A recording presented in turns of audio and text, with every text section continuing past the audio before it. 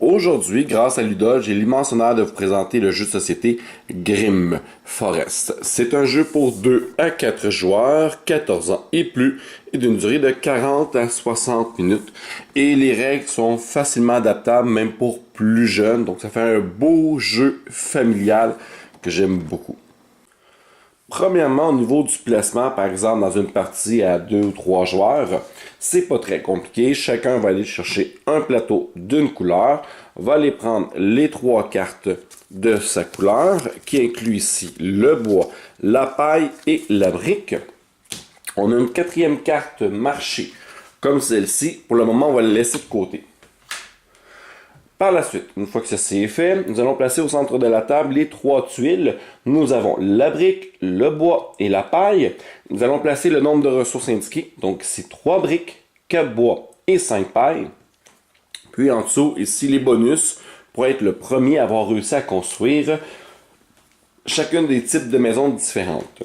Nous avons ici le jeton premier joueur qui va être donné au dernier joueur à avoir mangé du cochon. Et finalement, nous avons 2 piles, la pile des fables et la pile des amis, qu'on va très simplement mélanger pour qu'on soit prêt à jouer. Première étape, très simple. Pour gagner le jeu, il faut construire 3 maisons. Donc, le premier joueur va terminer construire 3 maisons, met fin à la partie, on termine le tour en cours et celui qui va avoir le plus de maisons gagne. En cas d'égalité, les maisons les plus solides l'emportent. Donc évidemment, la brique est plus solide que le bois et le bois plus solide que la paille. Mais pour construire ces maisons-là, on va avoir besoin des ressources. Donc évidemment, je construis une maison en brique, j'ai besoin de briques, en bois et en paille, de la paille. On peut voir également, on a chacun une petite carte à aide-mémoire qui est indiquée ici, que tous les maisons doivent être construites dans cet ordre-là. Donc, on n'a pas le choix. Ça va nous prendre une base, puis des murs, puis le toit. Et on a les coûts. Donc, toutes les bases vont nous coûter 2 de la ressource demandée, 4 pour les murs et 6 pour le toit. On peut voir ici en quoi consistent les bases. Donc, on a des bases en paille, en bois et en briques. On a ici les murs et les toits. On ne peut pas faire un mix. Donc, une maison doit être construite uniquement dans un seul matériau. Pour envoyer notre cochon faire la collecte, il suffit de choisir l'un des 3 cochons. Si on veut du bois, de la paille ou de la brique, par exemple, la brique c'est plus solide, je vais prendre la brique, parfait.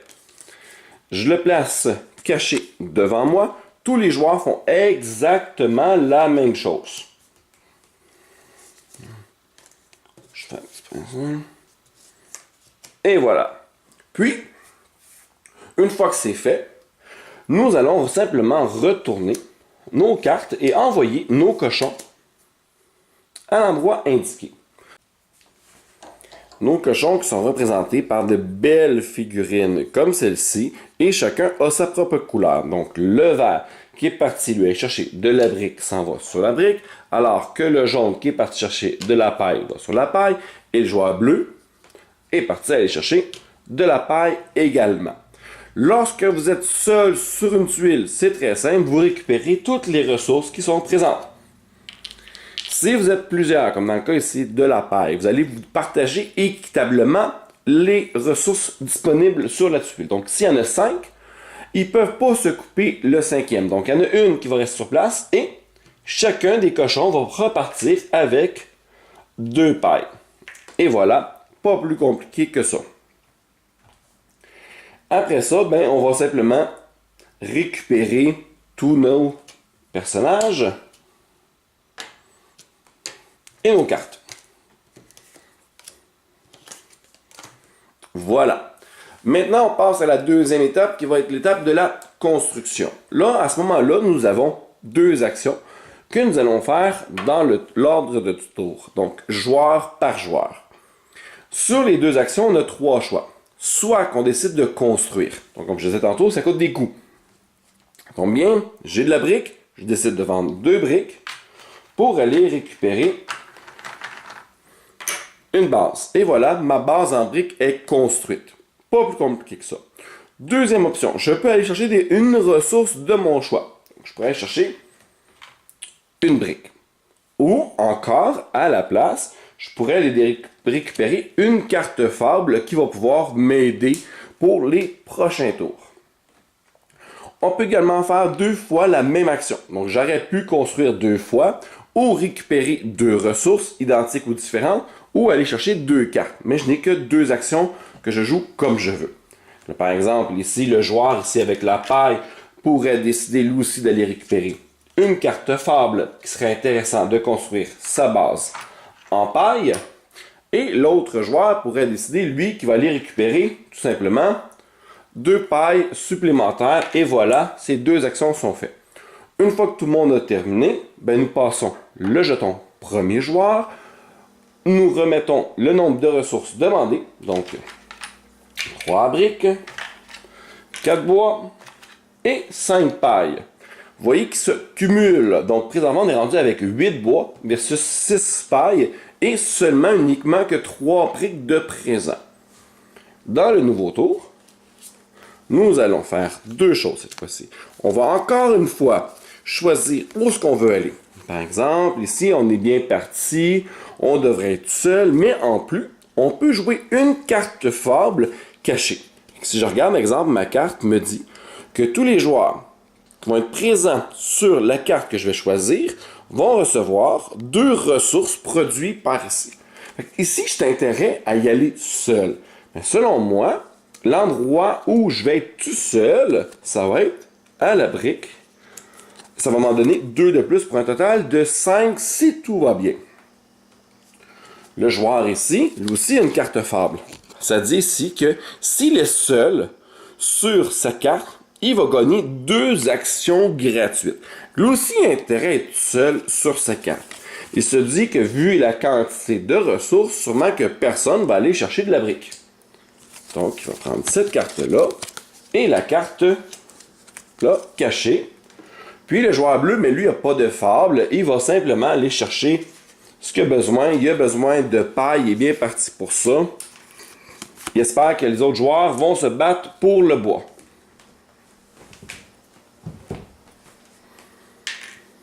Et voilà. Puis maintenant, nous allons commencer par retourner les cartes fables. Puis, ces cartes-là.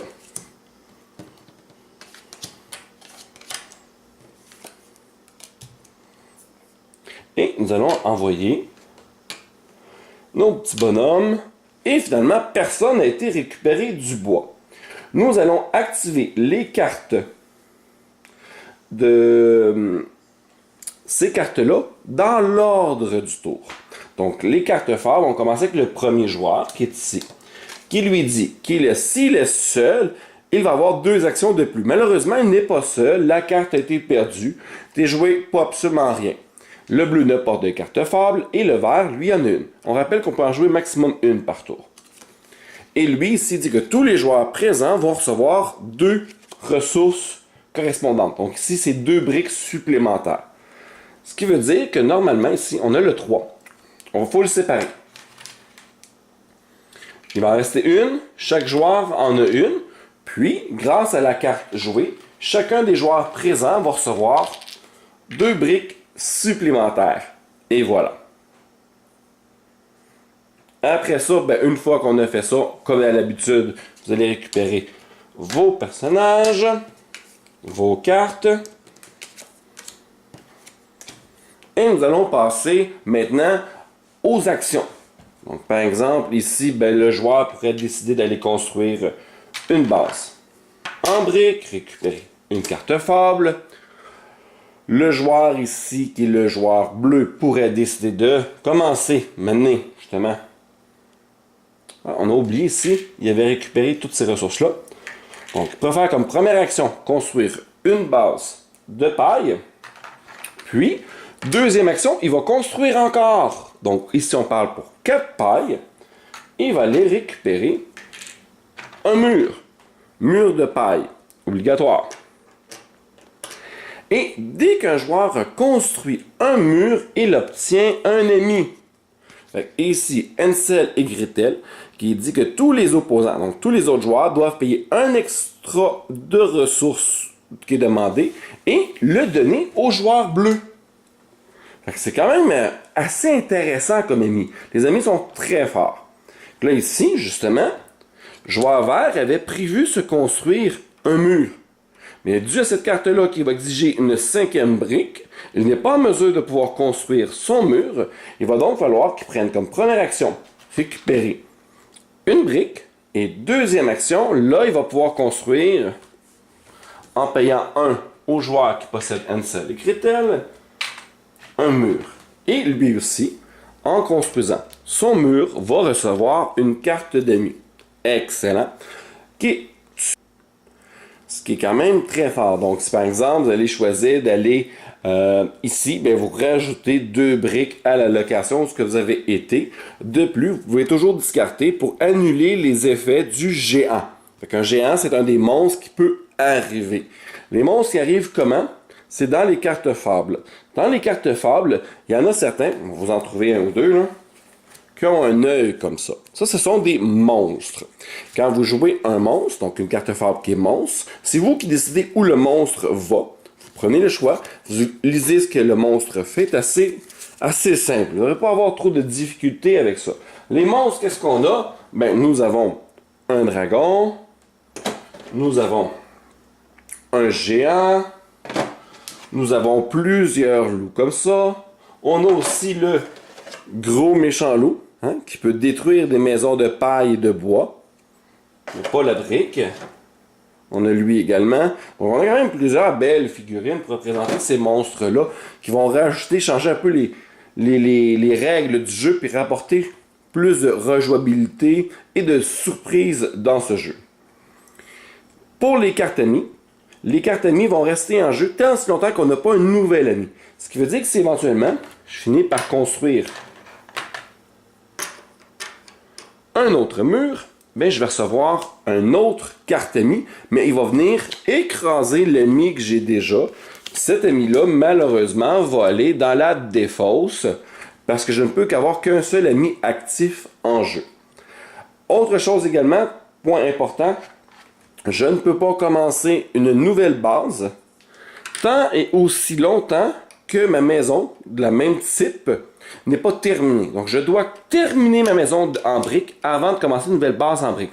Mais je peux tout à fait construire des nouvelles bases d'un type différent. Ça, il n'y a aucun problème à ce niveau-là. Puis évidemment, vous aurez compris que je ne peux pas construire un toit si j'ai pas de mur et je ne peux pas construire un mur si je n'ai pas de base. Il faut vraiment aller dans l'ordre. Certains des amis, comme celui-ci justement que je viens d'avoir, ont des actions spéciales. L'action spéciale ne peut être faite qu'au maximum qu'une seule fois dans le tour et remplace vos actions régulières. Donc, à la place, par exemple, d'aller me chercher une ressource, je pourrais obtenir 2 bois et placer 2 bois sur la forêt, ce qui rajouterait encore plus de bois. C'est une action, c'est une option que j'ai, elle n'est pas obligatoire, mais je ne peux pas la faire 2 fois cette action spéciale-là, c'est maximum une seule fois. Puis, lorsque vous allez avoir assez de ressources pour pouvoir construire finalement un toit, et que vous êtes le premier à terminer une maison de ce type, comme par exemple ici, je viens de terminer mon toit en bois, je vais recevoir ce bonus-là. Mais seulement pour le premier joueur qui a terminé une maison en bois. Le bonus, c'est quoi? Ben, c'est au choix. C'est soit les 3 ressources, donc une paille, un bois, une brique, ou 2 cartes fables, ou encore une carte amie. On rappelle que la carte amie va venir écraser l'ami que vous avez déjà. Mais ça peut être intéressant quand même. Et il y a un bonus comme ça pour chacun des types de maisons. Et voilà, pas plus compliqué que ça au niveau des règles. La partie prend fin dès qu'un joueur a terminé et a construit sa 3e maison. Qui peuvent être différents ou tous pareils, il n'y a aucun problème avec ça. Dès que c'est fait, on termine le tour en cours, puis après ça, ben, le joueur qui a le plus de maisons a simplement gagné la partie. Puis je rappelle qu'en cas d'égalité, c'est les maisons les plus solides qui vont l'emporter. Dans la version à 4 joueurs, à ce moment-là, il y a quelques petites choses qui changent. Mais premièrement, évidemment, on va avoir un 4e joueur, mais chacun des joueurs va récupérer une 4e carte, qui est justement la carte du marché. Puis, nous allons rajouter la tuile du marché, comme ceci. La tuile du marché n'a pas de bonus. Et elle arrive en jeu avec une ressource de chacun des types. Puis à chaque tour, on va rajouter sur cette tuile-là une ressource de chaque type. Advenant le cas où il y a un joueur qui va sur cette tuile-là, mais récupère la totalité des ressources. Mais si on est deux, nous allons suivre l'ordre du tour. Donc le premier joueur va se choisir une ressource, par exemple, mettons la brique. Le deuxième joueur va se prendre une ressource.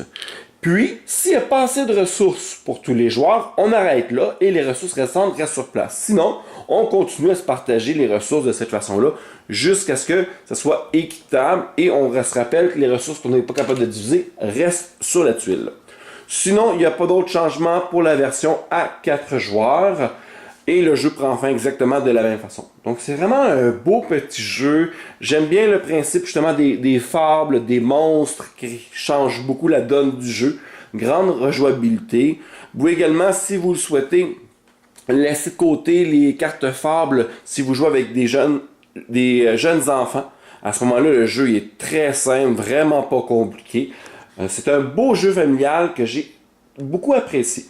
Là, nous allons passer à une initiation chez Ludol afin de montrer un peu la dynamique du jeu et s'assurer que ce jeu vous intéresse.